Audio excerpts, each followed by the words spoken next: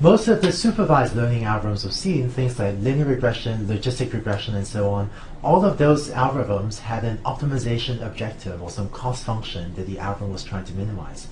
It turns out that k-means also has an optimization objective or a cost function that it's trying to minimize. And in this video, I'd like to tell you what that optimization objective is. And the reason I want to do so is because this will be useful to us for two purposes. First, knowing what is the optimization objective of k-means will help us to debug the learning algorithm and just make sure that k-means is running correctly. And second, and perhaps even more importantly, in a later video, we'll talk about how we can use this to help k-means find better clusters and avoid local optima. But we'll do that in a later video that follows this one. Just as a quick reminder, while k-means is running, we're going to be keeping track of two sets of variables. First is these CIs, and that keeps track of the index or the number of the cluster to which an example xi is currently assigned. And then the other set of variables we use is mu subscript k, which is the location of cluster centroid k. And again, for k-means we use capital K to denote the total number of clusters, and here lowercase k, is going to be an index into the cluster centroids, and so lowercase k is going to be a number between 1 and capital K. Now here's one more bit of notation, which is going to use mu subscript ci to denote the cluster centroid of the cluster to which example xi has been assigned, right? And here's to explain that notation a little bit more. Let's say that xi has been assigned to cluster number 5. What that means is that ci, that is the index of xi, that is equal to 5, right? Because having ci equals 5, that's what it means for the example xi to be assigned to cluster number 5. And so mu subscript ci is going to be equal to mu subscript 5, because ci is equal to 5. And so this mu subscript ci is the cluster centroid of cluster number 5, which is the cluster to which my example xi has been assigned. Armed with this notation, we're now ready to write out what is the optimization objective of the k-means clustering algorithm. And here it is. The cost function that k-means is minimizing is a function j of all of these parameters, c1 through cm and mu1 through mu k, that k-means is varying as the algorithm runs. And the optimization objective is shown on the right is the average, or 1 over m, of sum from I equals 1 through m of this term here that I've just drawn the red box around, right, of the squared distance between each example xi and the location of the cluster centroid to which xi has been assigned.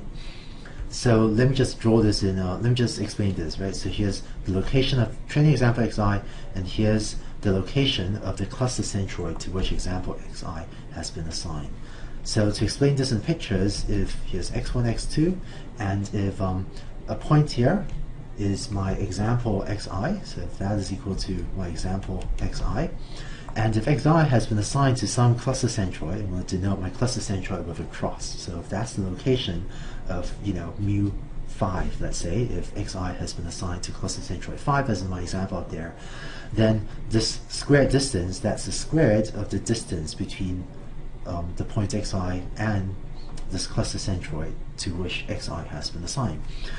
And what k-means can be shown to be doing is that it is trying to find parameters ci and mu trying to find c and mu to try to minimize this cost function j.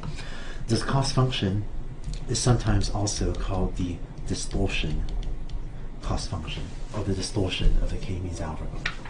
And just to provide a little bit more detail, here's the k-means algorithm. Here's exactly the algorithm as we have written it out on the earlier slide. And what this first step of this algorithm is, this was the cluster assignment step, where we assign each point to the cluster centroid. And it's possible to show mathematically that what the cluster assignment step is doing is exactly minimizing j with respect to the variables c1, c2, and so on up to cm, while holding the cluster centroids mu1 up to mu k fixed. So what the cluster assignment step does is, it doesn't change the cluster centroids, but what it's doing is exactly picking the values of C1, C2 up to Cm that minimizes the cost function or the distortion function J.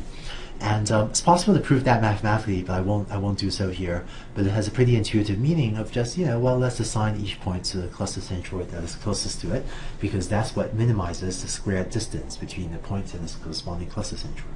And then the other part of the second step of k-means, this second step over here, the second step was the move centroid step. And once again, I won't prove it, but it can be shown mathematically that what the move centroid step does is it chooses the values of mu that minimizes j. So it minimizes the cost function j with respect to, WRT is my abbreviation for with respect to, but it minimizes j with respect to the locations of the cluster centroids mu1 through mu capital K. So what k-means really is doing is just taking the two sets of variables and partitioning them into two halves, right? You have first the c sets of variables, and then you have the mu sets of variables. And what it does is it first minimizes j with respect to the variable c, and then minimizes j with respect to the variables mu, and then it keeps on iterating. And so that's all that k-means does. And now that we understand k-means as trying to minimize this cost function j, we can also use this to try to debug our learning algorithm and just kind of make sure that our implementation of k-means is running correctly. So we now understand the k-means algorithm as trying to optimize this cost function j, which is also called the distortion function. We can use that to debug k-means and help make sure that k-means is converging and is running properly. And in the next video, we'll also see how we can use this to help k-means find better clusters and help k-means to avoid local optima.